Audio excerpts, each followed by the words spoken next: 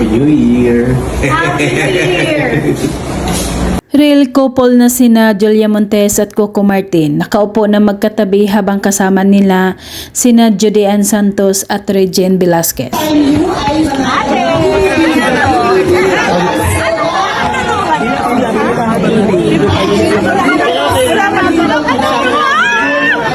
Lumapit si Gina Crab, isa sa mga cast ng Lavender Fields, kina Juday, Regine, Julia at Coco Martin habang nakaupo sila.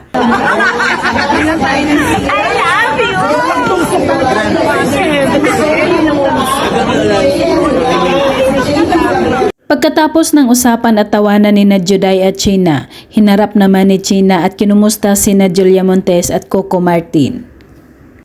Habang nagkukwento ang isang cast ng Lavender Fields na si Gina, nakikinig naman ng mabuti sina Regine, Juday, Julia at Coco.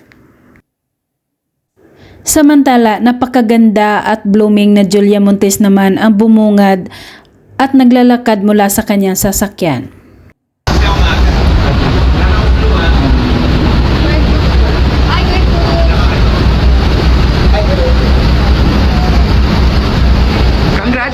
Naka-smile lagi si Julia Montes para sa mga taong nakakasalamuhan niya. Talaga namang mapapahanga ka sa kanyang kagandahan. Teacher Anna! Grabe. Today's the day! As a sweet girl! Habang si Coco Martin naman ay dinalaw ang isang paaralan ng mga kabataan, makikita ang saya at excitement ng ngiti ng mga bata.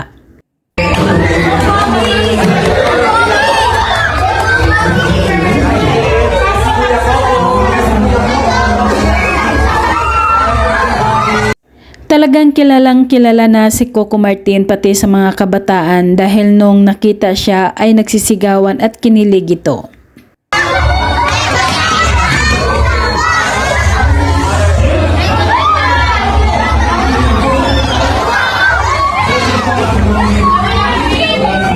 Sa naganap na press con ng Saving Grace, isang napakagandang Julia Montes ang naglalakad sa blue carpet.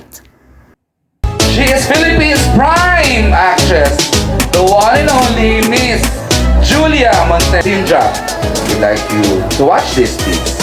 Hindi napigilan ni Julia Montes na mapaiyak pagkatapos panoorin ang trailer ng Saving Grace dahil sa excitement at saya. Ano ba? Kung ang lalim ng dagat ay hindi susukat, ganun ang mother. Nagpipray ko rin na sana with the show, mas maraming maging open.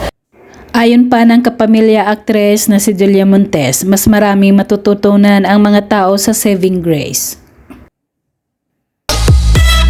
Gusto ko sana lahat ng Grace out there magkaroon na ng clarity.